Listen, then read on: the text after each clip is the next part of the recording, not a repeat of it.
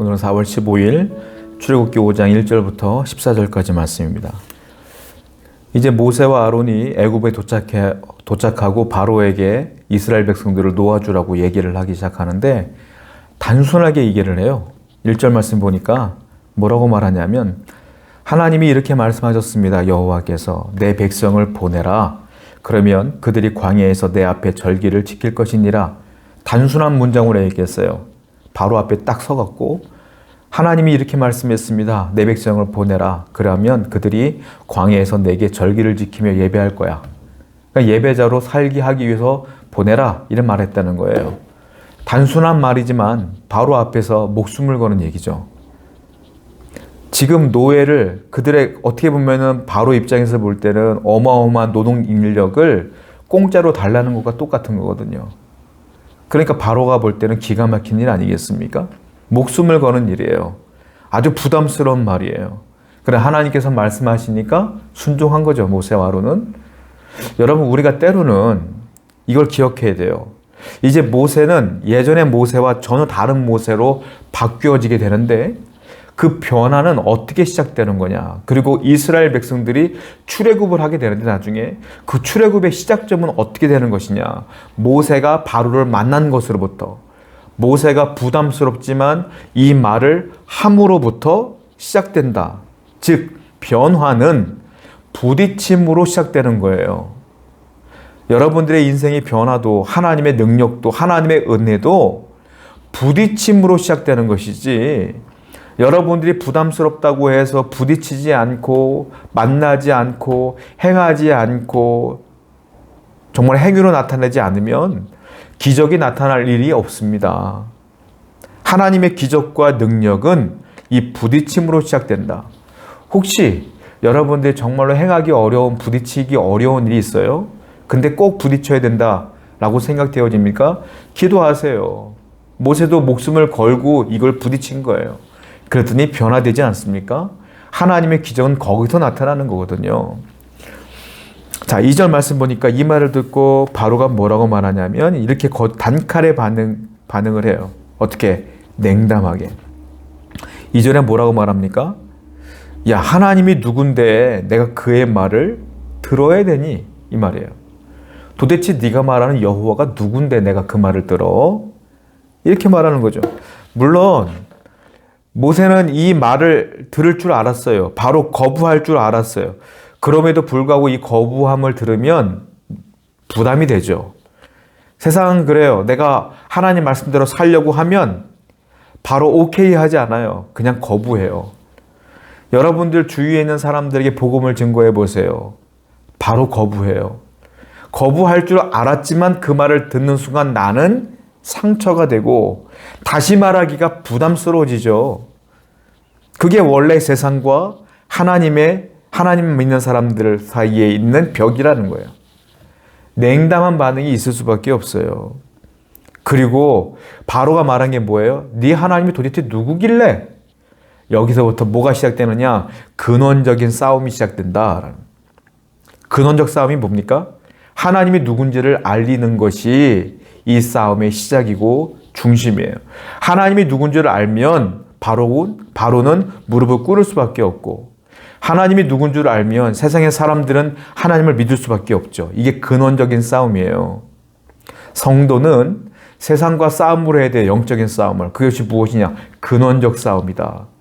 저와 여러분들은 하나님을 알리는 싸움을 해야 돼요. 입으로 전도해야 되고요. 삶으로 전도해야 돼요.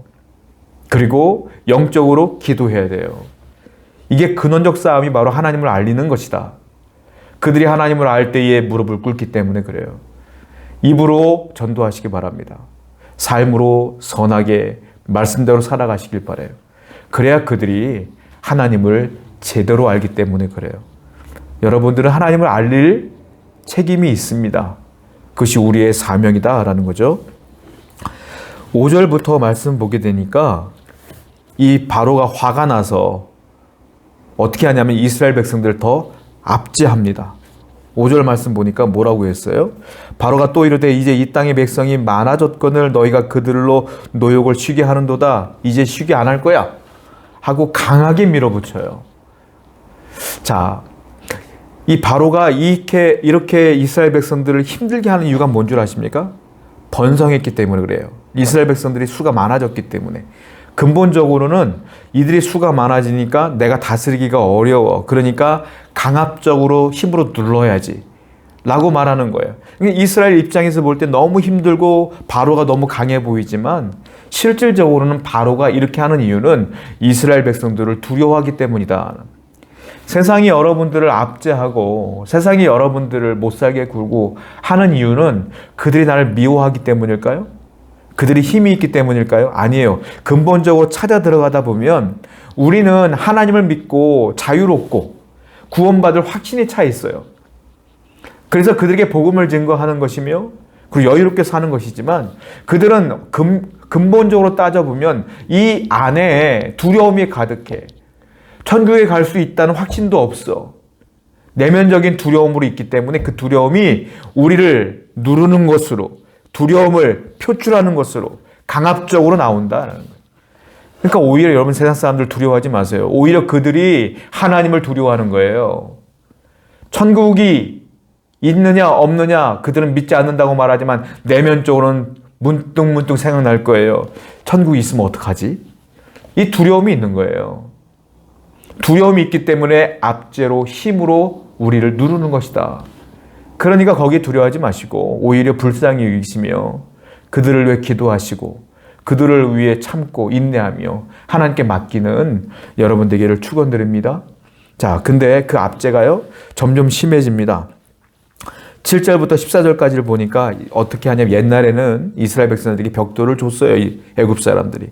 벽돌을 짊어지고 이제 국고성을 쌓는 거죠. 그런데 이제는 어떻게 하냐면 니들이 벽돌을 만들어 대신에 예전에 줬던 그 벽돌의 수만큼 똑같이 만들어. 그러니까 이게 가능합니까? 옛날에 줬던 그 벽돌 수만큼 어떻게 벽돌을 만들어가며 국고성을 지을 것입니까? 벽돌을 만들려고 할 땐 재료도 안 줘. 그러니까 집 대신 할 게 없으니까 곡초 구루터기를 찾아 헤매는 거예요, 이스라엘 사람들이. 그러니까 그걸 수요대로 못 맞추니까 때리고 압제하고 죽이고 핍박하는 거예요. 더욱더 강력하게 핍박하게 된다. 여러분, 우리는 이때 참 심각한 고민을 하게 돼요. 분명히 모세는 하나님 말씀에 순종했거든요. 그런데 그 순종했으면 하나님의 뜻이 이루어져야 되는데 오히려 압제가 심해져.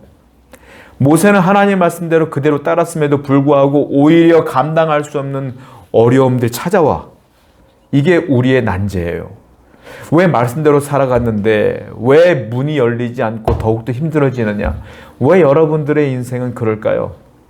왜 내가 하나님 뜻대로 살아가는데 왜 길은 더욱더 막히고 내 길은 열리지 않을까요? 대부분의 사람들은 거기서 멈출 때가 많아. 그리고 하나님을 떠날 때가 많아. 그러지 마십시오. 하나님의 뜻은요, 과정 가운데 이루어지는 게 아니에요. 하나님의 뜻은 결론에서 이루어지는 거예요. 아직 결론이 아니에요. 아직 시작도 안 했어, 하나님의 뜻은. 우리가 하나님의 뜻대로 살려고 할 때에, 그 말씀대로 순종을 할 때에 오히려 길이 어려워질 때도 있어요. 그러나 꿋꿋하게 말씀을 부여잡고 하나님 신뢰하며 참고 또 나가고 또 신뢰하고 또 믿음으로 나가다 보면 끝에쯤 가다 보면 어느 순간 보면 내가 승리자가 되어 있는 거예요. 사랑하는 성도 여러분, 말씀대로 살아가는데 인생이 잘 풀리지 않나요? 그거는 여러분들이 인생의 끝을 몰라서 그래요. 분명히 그 끝에는 여러분들을 위한 면류관이 준비되어 있음을 기억하셔서 오늘도 꼭 말씀을 붙들고 그러거나 말거나 하나님만 붙들고 앞으로 나아가시는 여러분 되기를 축원드립니다. 기도하겠어요. 아버지 하나님, 하나님 말씀에 끝까지 순종하는 자가 되기를 원합니다. 이 세상을 살아갈 때 하나님만 붙들고 살기를 원합니다. 우리에게 역사해 주시옵소서. 예수님의 이름으로 기도드렸습니다. 아멘.